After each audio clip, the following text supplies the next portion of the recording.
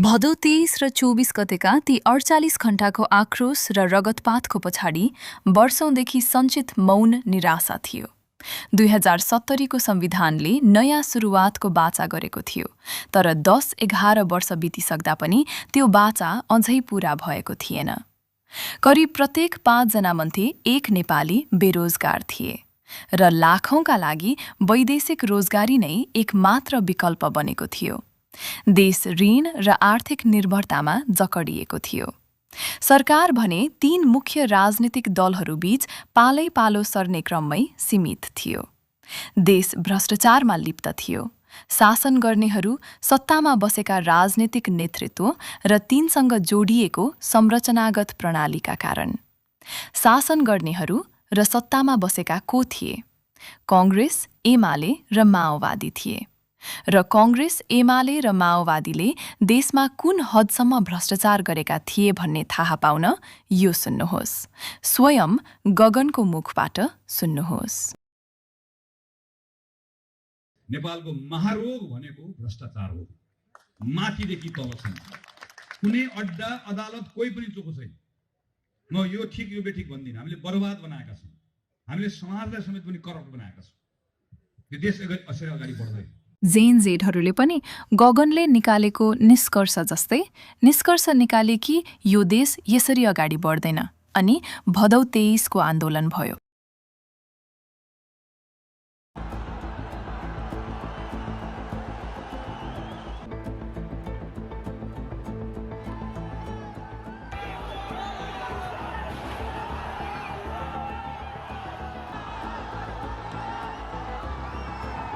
भदौ 23 को आन्दोलन हुँदा शासन गर्नेहरू र सत्तामा बसेकाहरू को थिए?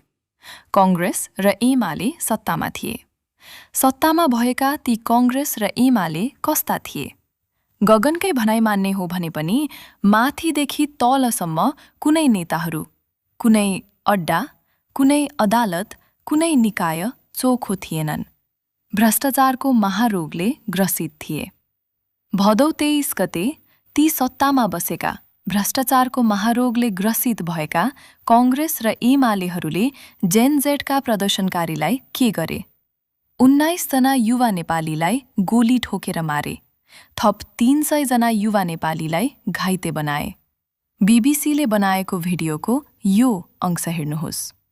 यो बीबीसीले फेला पारेको सबैभन्दा स्पष्ट दृश्य प्रमाण हो, जसले देखाउँछ कि निहत्था प्रदर्शनकारीहरूलाई नेपाली प्रहरीले संसद भवनको परिसरभित्रबाट गोली हानी हत्या गरेका थिए।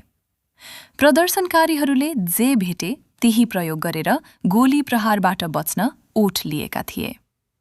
योगेन्द्रको गोली लागेर मृत्यु भयो। उनी 24 वर्षका थिए। बीबीसीले अनुसन्धान गरेको दृश्य सामग्रीमा योगेन्द्र वा बीबीसीले जाँच गरेका अन्य कुनै पनि गोली हानेर हत्या गरिएको जेनजेड प्रदर्शनकारीहरू हिंसामा संलग्न देखिएका छैनन्। आधिकारिक तथ्याङ्क अनुसार भदौ 23 को प्रदर्शनमा 19 जना युवा नेपाली मारिएका थिए। थप 300 जना घाइते भएका थिए। भदौ 23 को घटनापछि एउटा प्रहरी अधिकृतले के भने? भदौ 23 गतेको घटनापछि एउटा शहीद परिवारका लागि त्यो दिन कस्तो दुःखद थियो। 30-40 वर्षदेखि भ्रष्टाचारमा लिप्त रहेका कांग्रेस, एमाले र माओवादीका नेताहरूको उत्पीडनबाट धेरै दुःख भोगेका जनतामा वर्षौंदेखि सञ्चित मौन निराशाको बाँध भदौ 23 को राति कसरी फुटेको थियो? 19 जना शहीद भएका युवाहरूको रगतले सम्पूर्ण नेपालीको रगत कुन हदसम्म तातेको थियो? बीबीसीको भिडियोको यो अंशमा हेरौं। त्यो दिन भिड नियन्त्रण गर्नुको सट्टा हाम्रो टिमले उनीहरूलाई शत्रु जस्तै ताकेर गोली चलायो। प्रतिशत बङ्कुलाई ट्रमामा ल्याएको रहेछ। ट्रमामा आउनु पर्यो तपाईँ भन्नु। एक ठाउँमा अलिकति भिडभाड थियो क्या, गेटदेखि अलिकति ओरा के को भिडभाड रहेछ भने यसो उठेर हेरेको त नेम लिस्ट टाँसेको रहेछ। 1 नम्बरमा श्रेम चौलागाई भनेर।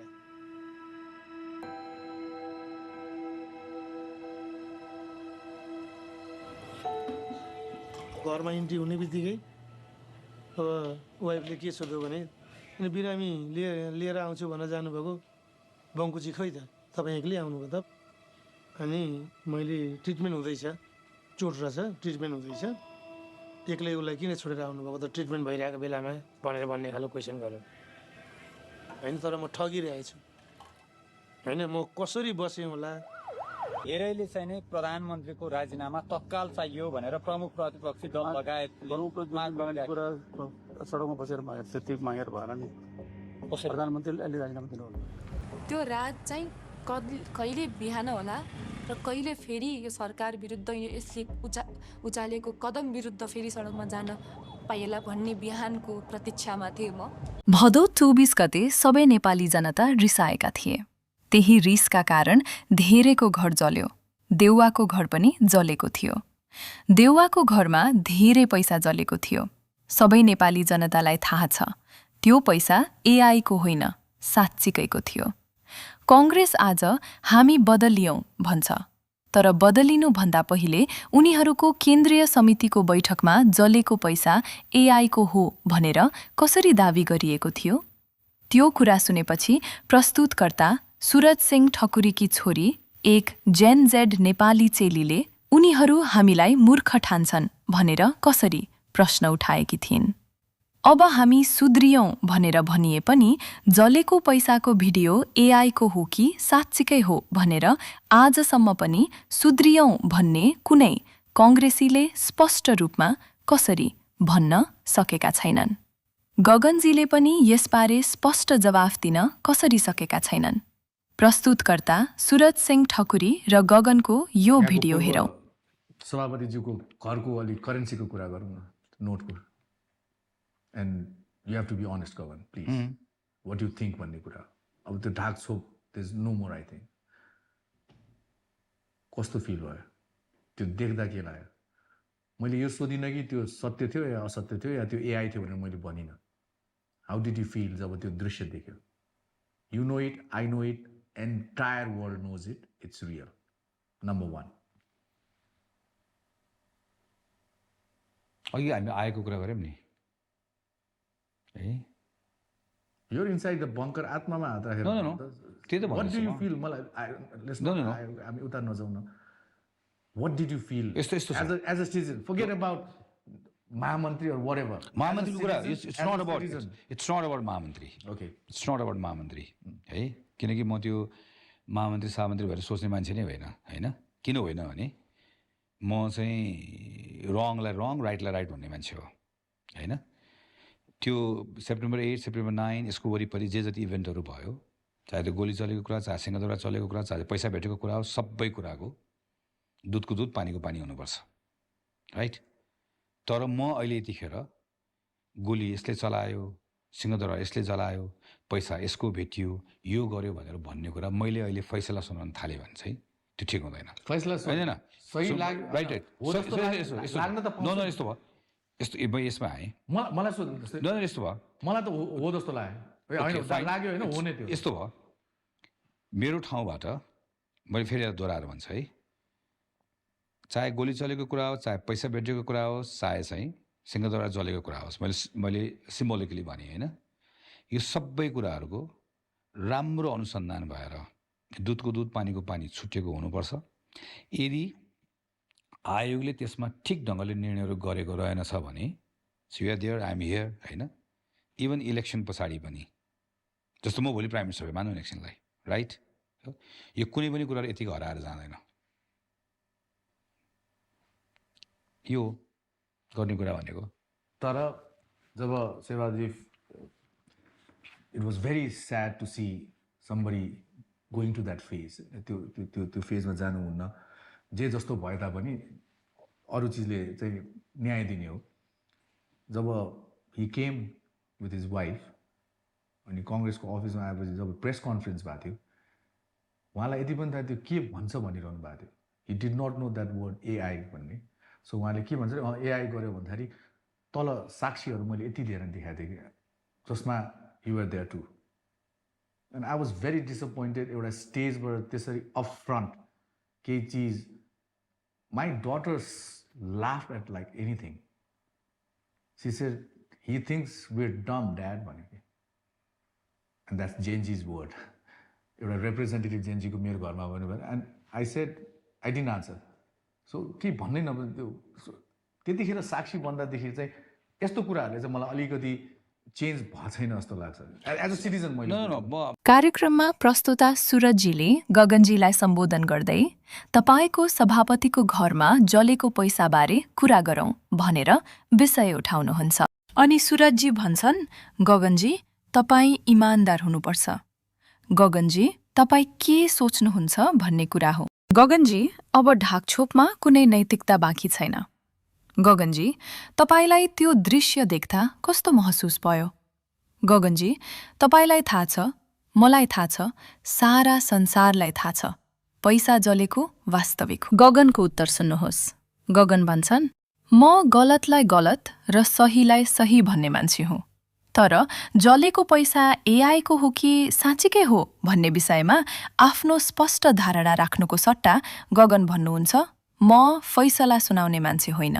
अरे बाबा, सबैले आफ्नै आँखाले देखेको कुरामा कुन फैसला कुर्नुपर्ने हुन्छ र? जसरी घाम लागेको दिनमा आज घाम लागेको छ भन्न कसैको फैसला चाहिँदैन, त्यसरी नै पैसा त जलेकै थियो, धेरै पैसा जलेको थियो। यति ठूलो परिमाणमा पैसा जल्नु यदि अकुत भ्रष्टाचार नगरिएको भए कसैको घरमा त्यति धेरै नगद हुनु सम्भव हुने कुरा होइन भन्न कसैको जाँच बुझ कुर्नु पर्दैन।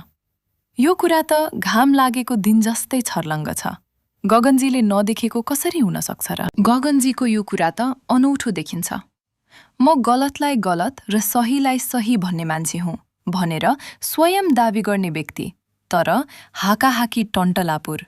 घाम लागेको दिनमा घाम आँखै अगाडि देखिँदा गर्मीले पसिना टप टप चुइँदा पनि पहिला कति तापक्रम छ भनेर नापौं, त्यसपछि मात्रै घाम लागेको छ कि छैन भनौं भन्ने मान्छे जस्तो व्यवहार गर्नु के यो उचित देखिन्छ? यदि गगन र कांग्रेस साँच्चीकै बदलिएका हुन्थे भने गगनबाट यो प्रश्नको उत्तर सायद यस्तो आउँथ्यो होला। देउवा जसले देश बनाउँछु भनेर बाचा गर्दै अभिभावकको जिम्मेवारी लिएका थिए। देउवा जसले सारा देशको सामु र कांग्रेसका कार्यकर्ता सामु निष्ठापूर्वक देश सेवा गर्ने प्रतिबद्धता व्यक्त गरेका थिए। देउवा जसको नेतृत्वमा स्वयं म गगनले निकै नजिक भएर दोस्रो जिम्मेवारी सम्हाल्दै लामो समयसम्म काम गरे। त्यस्तो देश बनाउँछु भन्ने अभिभावकको घरमा यति ठूलो रकम जलेको देख्दा म अत्यन्तै विचलित भएँ। देशको र कांग्रेसको अभिभावकको घरमै यति ठूलो धनराशि भेटिनु निकै गम्भीर विषय हो। देउवाको घरमै यति ठूलो धनराशि भेटिएको तथ्यमा टेकेर कठोर, निष्पक्ष र प्रभावमुक्त अनुसन्धान हुनु आवश्यक छ।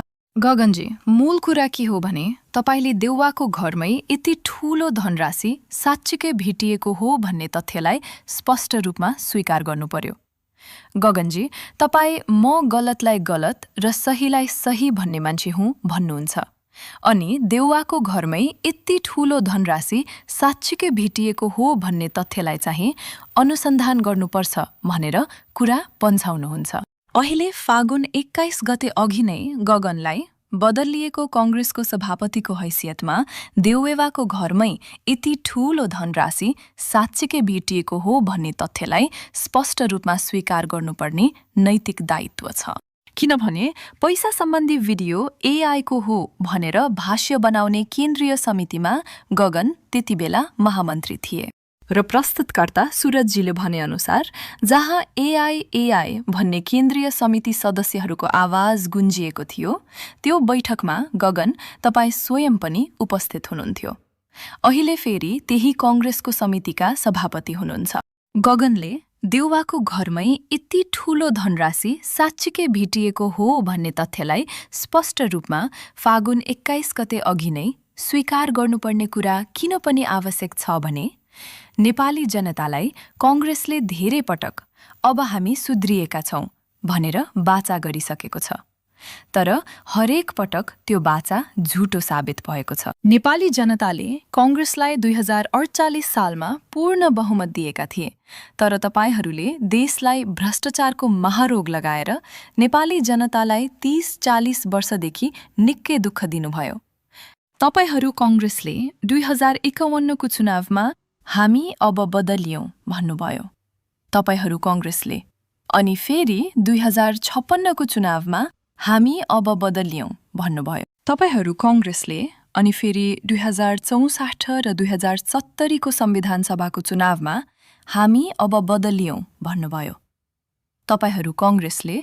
अनि फेरि 2074 को चुनावमा हामी अब बदलियौं भन्नुभयो तपाईहरू कांग्रेसले। अनि फेरि 2079 को चुनावमा हामी अब बदलियौं भन्नुभयो। गगनजी, तपाईले अब अहिले पनि फागुन 21 गते अघि हामी अब बदलियौं भन्दै हुनुहुन्छ। तर देउवाको घरमै यति ठूलो धनराशि साँच्चीकै भेटिएको हो भन्ने तथ्यलाई स्पष्ट रूपमा स्वीकार गर्न सक्नुहुँदैन। अनुसन्धान गर्नुपर्छ भनेर कुरा पन्छाउनुहुन्छ। अनि तपाईकै कुरामा हो भने हो मिलाएर केपी ओली पनि भिडियो त एआई को नै हो भनेर भन्छन्। गगनजी, तपाईले यदि यो भिडियो हेर्नुभयो भने भिडियोको पहिलो अंशमा तपाईले नै भन्नुभएको अनुसार तपाईका शब्दलाई सापटी लिने हो भने पनि तपाईहरू कांग्रेस, एमाले र माओवादीहरूले देशलाई 30-40 वर्षदेखि भ्रष्टाचारको महारोग लगाउनुभयो। अनि 2051 को चुनावदेखि निरन्तर रूपमा हामी अब बदलियौं भन्दै आउनुभएको छ। साँच्चीकै बदलिसक्नु भएको थियो भने भदौ 23 गते देशका नवयुवाहरूले आन्दोलन गर्नुपर्ने थिएन। अनि न त कलिला शहीदहरूको ज्यान जान्थ्यो न त भदौ 24 को घटना हुन्थ्यो। यो भिडियोमा मैले किन गगनको देशलाई भ्रष्टाचारको महारोग लागेको छ भन्ने भिडियो, बीबीसीको जेन जेड आन्दोलनको भिडियो अनि प्रस्तुतकर्ता सुरजजीको गगनसितको अन्तर्वार्ताको भिडियो किन जोडेको? किनभने यी सबै एउटै सत्यका विभिन्न बाटा हुन्। जुन सत्य फागुन 21 अघि नै सबै नेपालीहरूले जो फागुन 21 लाई कुरिरहेका छन् उनीहरूले बुझ्न जरुरी छ। यस्तो अवस्थामा पनि यदि कुनै नेपालीले फेरि कांग्रेस, एमाले, माओवादीलाई नै भोट हाल्छ भने अब भन्न के नै बाँकी रह्यो र? मलाई लाग्छ कि यसपटक त फागुन 21 मा सबैतिर घण्टी नै बज्ने होला।